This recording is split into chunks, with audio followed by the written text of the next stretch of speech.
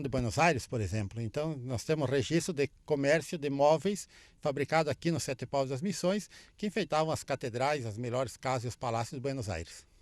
Olha, é muito interessante, realmente a gente chama atenção porque isso aqui é um lugar mágico, é muito mágico, é uma coisa que realmente a gente convida vocês para vir conhecer um pouco da história do Brasil. Lógico que você que acompanha as imagens do Rancho da Prosa não vai ter necessidade de andar tanto para vir verificar, mas é bom você vir ver, porque isso aqui, como diz o Venturini, já são vários livros escritos, muita coisa, muito mistério ainda existe sobre os povos jesuítas, sobre toda essa tomada, porque de um ato, eu posso até classificar, eu posso estar falando uma besteira para você aqui, mas acho que foi uma atitude de covarde o que fizeram com essa gente aqui, porque se tivesse dado continuidade, eu tenho certeza que o Brasil, que a civilização da América do Sul teria um outro destino. Exatamente. Infelizmente, nossos índios sofreram um processo de extermínio, inclusive biológico, né? E nós pensamos que se não houvesse aquele processo no período, lá em 1800 e pouco, do desenvolvimento do mercantilismo, 1750 por aí, as nossas reduções teriam permanecido por mais tempo e nessa vivência maravilhosa, onde todos os índios trabalhavam, mas todos também tinham seu lazer, sua folga e viviam como irmãos, onde ninguém passava fome. Pois é, gente, isso às vezes a gente vê o processo de massificação, de escravização, porque eu sempre tenho dito, e quando a gente tem oportunidade, que a escravidão eu acho que continua. Só que hoje a cor do escravo é outra e a chicotada no psicológico não é mais no lombo.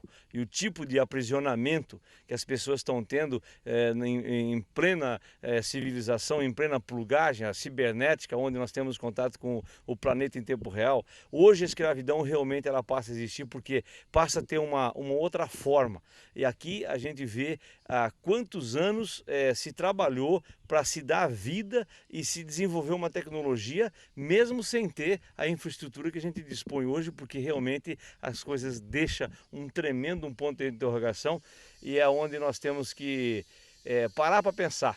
Que realmente nós temos que integrar mais a espiritualidade e fazer muitas orações para poder entender os mistérios que existem entre o céu e a terra, porque aqui está provado que existe muita história a ser desvendada ainda. Com certeza, existe muita história. O índio Guarani, antes da chegada do padre, ele já praticava uma solidariedade muito grande. Essa solidariedade, o solidarismo foi, vamos dizer assim, explorado, usado pelos padres na busca da construção dessa civilização, vamos chamar assim, onde, como falei antes, por mais de 150 anos, um bom período em termos históricos, mais de 100 mil índios viveram numa harmonia e num desenvolvimento cultural, social, religioso, que espantava o mundo. Os maiores filósofos da Europa, naquele tempo, mesmo sem ter vindo aqui, se preocuparam em escrever e perguntavam como os jesuítas conseguiram, aqui no coração da selva meridional da América, desenvolver esses povos com tal estágio de desenvolvimento para aquele período.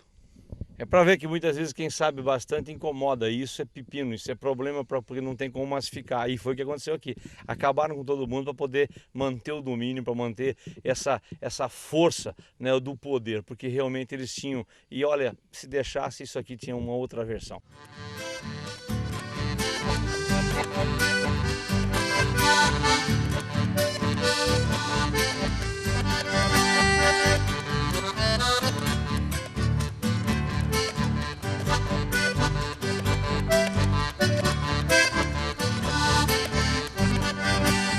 Desenterrada do tempo lá do chão de São Lourenço, esta cruz de quatro braços, segundo que sei e penso, é o coração que me bate cá por debaixo do lenço, embora troque de ponta e o mundo vire do avesso. Aqui nós estamos na lateral da igreja, praticamente onde seria entre a sacristia e a casa do padre, né, Venturini? Exatamente. A casa do padre estava anexa à sacristia, próxima ao altar. O padre, eram dois padres que coordenavam toda a ação administrativa, religiosa e política e econômica da missão. Então eles trabalhavam muito e ao lado da casa do padre já seguiam o colégio e as oficinas. Então é interessante notar que na missão o índio trabalhava alguns dias para a coletividade, nós chamamos isso de tupambaé, para as coisas de Deus, e ele tinha tempo para trabalhar para ele, no interesse próprio, que nós chamamos de trabalho no amambaé, coisas do lar. Tupambaé e amambaé.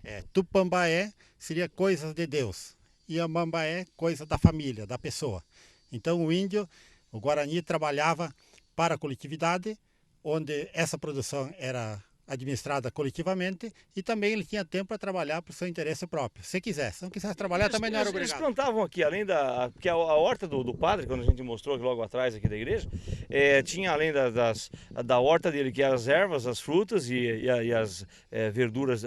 Qual era o outro produto que eles colonizavam? A base econômica das missões era a pecuária, a alimentação, e vendiam o couro, mas também produziam algodão, fumo e erva mate. A erva mate era o produto principal em termos de exportação. Mas e o grão, essas coisas não tinham nada? Muito pouco. Cultivavam trigo, cultivavam milho.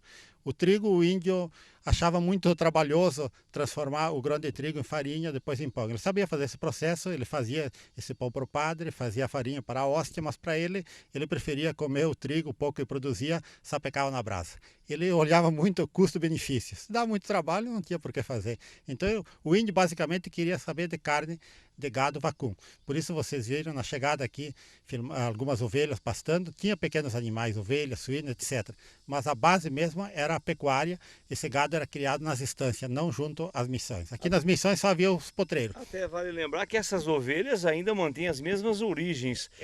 Geneticamente nunca foi modificada, ela está na mesma linha daquela época. Exatamente, as ovelhas que vocês viram aí, ela é da mesma linhagem daquela época.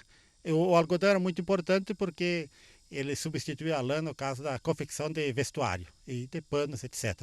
Bom, e aqui tem uma particularidade, que o processo, a casa do padre era aqui, e quem cuidava da casa do padre, que as mulheres não podiam entrar, eram mais as crianças. Normalmente cada padre tinha 2 crianças do sexo masculino que faziam o trabalho da casa do padre. A cozinha do padre não era a mesma cozinha do índio. O padre comia verdura, comia legumes, tomava leite, e os índios não gostavam disso. Os índios preferiam o chimarrão, a carne de gado e o cigarro, o fumo. E aqui à nossa esquerda era mais um pátio interno que existia dentro da igreja. Exatamente, havia um pátio interno fechado, onde havia o recreio das crianças, enfim, onde havia um controle. O que acontecia na missão, que todos os atos do índio eram rigorosamente controlados, não apenas pelos padres, mas pelos índios, que eram autoridade. Em cada missão havia cacique. Os padres tiraram do Guarani, do índio, só aquilo que contrariava a Igreja Católica. A antropofagia, o hábito de comer carne humana, a nudez, a poligamia, mas mantiveram culturalmente o que não prejudicava a religião. No caso, a língua Guarani, no caso, o cacicado. Aí, na autoridade dos índios, foi substituído apenas o xamã, ou pajé, pelo padre. Só no aspecto religioso, então, foi tirada a autoridade do índio. No aspecto civil, vamos dizer assim, o cacique continuava dentro da missão, tendo seu cacicado. Bom, e nessa maquete que você está podendo continuar olhando aí, nós temos aqui a disposição onde existia, onde cada cacique tinha o seu povo, e também tinha parte da cadeia onde prendiam. Sim. As viúvas também ficavam sempre nesse processo. Como é que era isso? As viúvas ocupavam uma construção chamada de Cotiguaçu, onde elas recebiam assistência. O Cotiguaçu ficava mais ou menos aqui assim. Próximo à casa do padre. Não apenas viúvas, mas também as mulheres casadas que não tivessem filho. Quando o marido se ausentava da missão para trabalho no campo, na lavoura, essa mulher também ia para o Cotiguaçu. Mas elas não se mantinham totalmente ociosas, porque eram essas mulheres, ou também alguns homens do Cotiguaçu masculino, que existia também, que trabalhavam na horta do padre. Então, ficando o Cotiguaçu no lado da casa do padre, ficava em frente à horta. Consequentemente, durante o dia, essas pessoas, mesmo idosas, tinham atividade.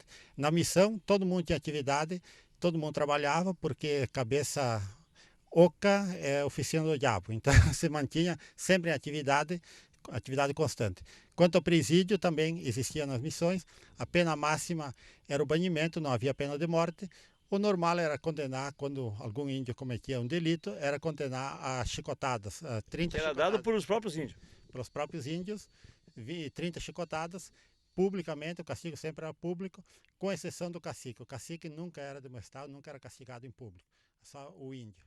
E as mulheres levavam 25 chicotadas, no máximo, por dia, uma sequência, de acordo com o delito. E só para lembrar,